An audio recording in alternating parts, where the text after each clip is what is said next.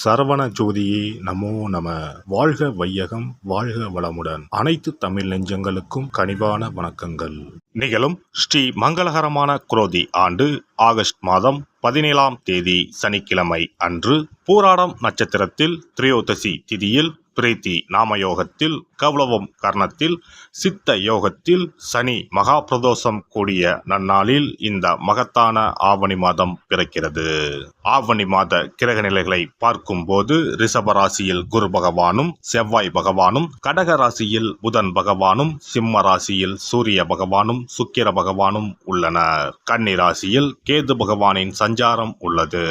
கும்பராசியில் சனி பகவான் வக்கரத்தில் உள்ளார். ராகு பகவான் மீனராசி பயணம் செய்கிறார். இந்த மாதம் கிரகங்களின் பெயர்ச்சி என எடுத்துக்கொண்டால் ஆவணி மாதம் 10ஆம் தேதி செவ்வாய் பகவான் ரிஷப ராசியில் இருந்து மிதுன ராசிக்கும், சுக்கிர பகவான் சிம்ம ராசியில் இருந்து கன்னி ராசிக்கும் பெயர்ச்சி அடைகின்றனர். ஆவணி மாதம் 15ஆம் தேதி புதன் பகவான் கடகராசியில் இருந்து சிம்ம ராசிக்கு இடப்பெயர்ச்சி அடைகின்றார். இந்த கிரகங்களின் பெயர்ச்சி மற்றும் சிம்மத்தில் இணையும் சூரியன் புதன், கன்னி ராசியில் இணையும் கேது சுக்கிரன் ஆகிய கிரகங்களால் இந்த ஆவணி மாதத்தில் உங்கள் ராசிக்கு உண்டாகும் சுப பலன்கள் என்ன என்பதனையும், அசுப பலன் ஏற்படுமாயின் ராசிக்காரர்கள் செய்ய வேண்டிய பரிகாரம் என்ன, வழிபட வேண்டிய தெய்வம் யார் என்பதனை பற்றி விரிவாக காண்போம்.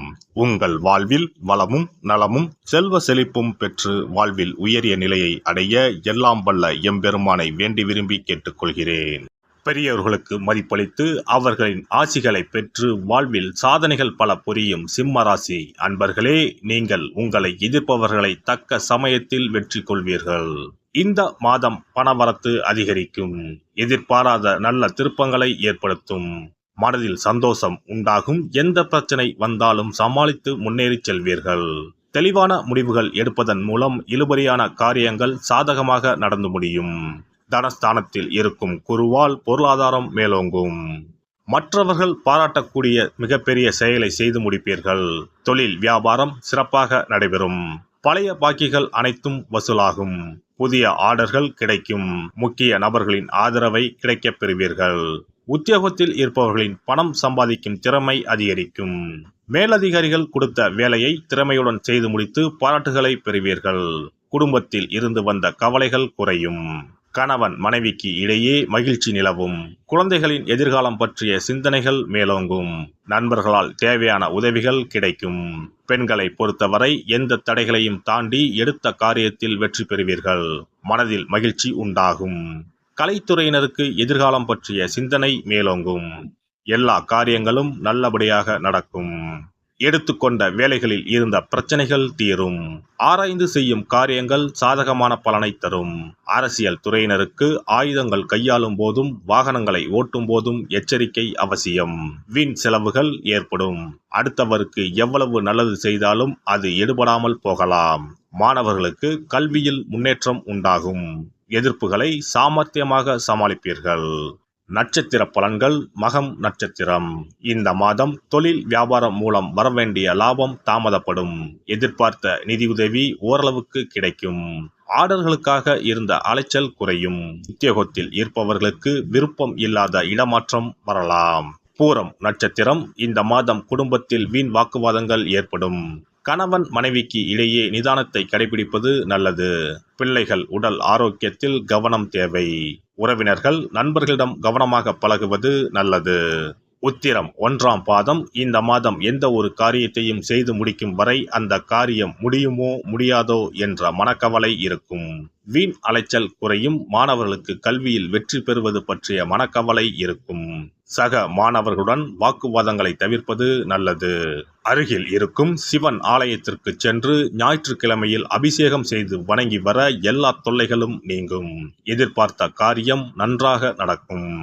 சிறப்பு பரிகாரம். சொந்த வீடு அமைவதற்கு ஆன்மீக பரிகாரம். சொந்த வீடு கனவு நிறைவேற வேண்டும் என்பதற்காக எத்தனையோ கோவிலுக்கு சென்று எத்தனையோ பூஜை வழிபாடு என செய்தும் ஒன்றும் நடக்கவில்லை என்பவர்கள் வீட்டிலேயே இந்த எளிய பரிகாரத்தை செய்து வந்தால் நல்ல பலன் கிடைக்கும். எளிமையான இந்த 2 பரிகாரங்களை செய்து வந்தால் விரைவில் சொந்த வீடு யோகம் அமையும். அதனால் நம்பிக்கையுடன் இந்த சக்தி வாய்ந்த வழிபாட்டை செய்து வரவும். எவ்வளவுதான் சொத்து பணம் இருந்தாலும் நமக்கென்று ஒரு வீடு இல்லை என்றால் அது மனக்குறையாகவே இருக்கும். சொந்த வீடு வாங்க முடியவில்லையே என்பது பலரின் ஏக்கமாகவும் கனவாகவும் இருந்து வருகிறது. சொந்த வீடு வாங்க வேண்டும், வாங்கிய இடத்தில் விரைவில் வீடு கட்ட வேண்டும், ஏற்கனவே துவங்கியிருந்த வீட்டின் பணிகளை பணப்பற்றாக்குறையால் கட்டி முடிக்க முடியவில்லையே என்ற கவலையில் இருப்பவர்கள் ஏராளம். இப்படிப்பட்டவர்கள் வீட்டிலேயே எளிமையான 2 பரிகாரங்களை தொடர்ந்து செய்து வந்தாலே போதும். சொந்த வீடு வாங்க வேண்டும் என்று நினைப்பவர்கள், அதற்கான முயற்சியில் ஈடுபட்டிருப்பவர்கள் ஒரு சிறிய அகல் விளக்கில் விளக்கெண்ணெய் ஊற்றி தீபம் ஏற்ற வேண்டும்.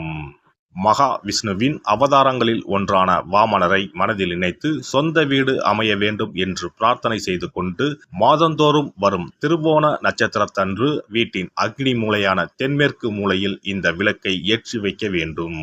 அக்னி திசை என்பது மண்ணுக்குரிய திசையாகும். அதாவது அங்காரகன் எனப்படும் செவ்வாய் பகவானுக்கு உரிய திசை இதுவாகும். 3 அடி மண் கேட்டு 3 உலகையும் அளந்தவர் வாமனன். அதனால் அவரை நினைத்து பால் பாயசம் நிவேதனமாக படைத்து வழிபட்டு வந்தால் விரைவில் சொந்த வீடு யோகம் அமையும். மற்றொரு பரிகாரமாக வீட்டில் பயன்படுத்தும் காமாட்சி விளக்கு அல்லது கஜலட்சுமி விளக்கு அல்லது வழக்கமாக பயன்படுத்தும் ஏதாவது ஒரு விளக்கை எடுத்துக்கொள்ளுங்கள். விளக்கை சுத்தம் செய்து மஞ்சள் குங்குமம் வைத்து வாசனை மிகுந்த வெள்ளை நிற பூக்கள் சாற்றுங்கள். பிறகு 5 ரூபாய் நாணயத்தை விளக்கிற்குள் போட்டு நெய் அல்லது எண்ணெய் ஊற்றுங்கள்.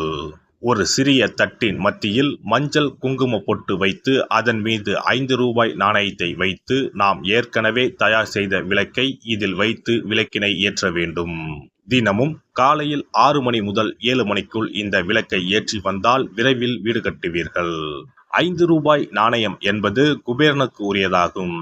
இதை விளக்கில் போட்டு ஏற்றுவதால் வீடு கட்டுவதற்கான அல்லது வீடு வாங்குவதற்கான பணம் ஏதாவது ஒரு வழியில் உங்களுக்கு கிடைக்கும்.